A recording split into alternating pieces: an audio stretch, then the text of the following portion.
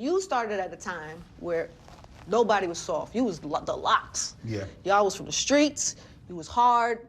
None of us thought about these kind of things. These kind of things were shunned because I don't even think we knew how to cry back then. We grew up in the era where they said you had to be hardcore. All the time. I think my therapy was music because I got a chance to tell my story through the music.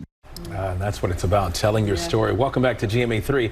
Today, we are honoring Juneteenth and Black Music Month with a sneak peek from tonight's Soul of a Nation special called Hip Hop at 50, Rhythms, Rhymes, and Reflections. The one-hour show celebrates hip-hop's 50th anniversary through thought-provoking conversations with artists, producers, and executives and change makers in the industry. And the executive producer and host joins us now to tell us more. Please welcome the voice of New York herself, Angie Martinez. The Queen is here!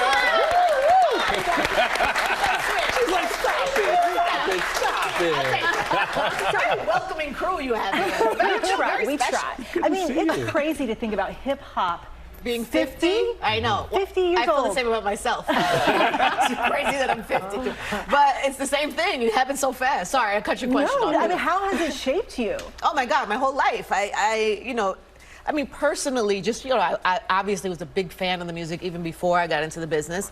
And so I was a kid who just fell in love with the music like everyone else. And then at 18, I started interning at a radio station when we were creating the first commercial hip-hop radio station in New York. So I got to literally grow up inside the culture, grow up with the culture. And so I often feel like we're kind of parallel. What are you hoping people take away from this special when they watch it? I hope that there's some insight into like, wow, we really have come a long way in some of these areas. But also, there's so much promise. Like every panel that we had, I made sure that we had a young person, because I didn't want this to be just seasoned veteran. I didn't want everybody, all the OGs, right? I wanted to make sure that every panel we had somebody who was active and young and up and coming on each panel to kind of give that perspective and also remind people that, yeah, we're talking about what we've come from, but the future is bright also. And you said it's not just about the history, but also some of the conversations, especially 4 roundtable discussions on financial freedom,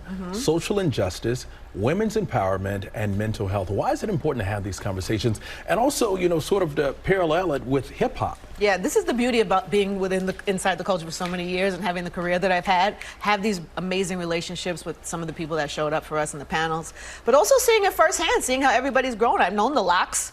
For one example, they're on the panel you're talking about, the financial literacy, and also the mental health panel. And so I've seen the evolution of them and how free they are. There's an iconic moment that happened on my radio show where they were like fighting for their publishing rights back with Bad Boy, and happened live on my radio show. I think it was early 2000s. And it was them learning about their business. They were unhappy that they felt like they were getting robbed. They felt like they weren't making the money they should. And it all kind of came to a head on the air. So that's a moment for us to look at, like, what did you learn about business? Since you've had this ringside seat for, what hip hop has evolved, not the whole 50 years since you were a fetus, but what do you want to do in the next 10, personally? Me, personally? Yeah. Well, one of the things I'm most excited about, from a personal place, is that, I executive produced this along with Kat from ABC News, Kat McKenzie.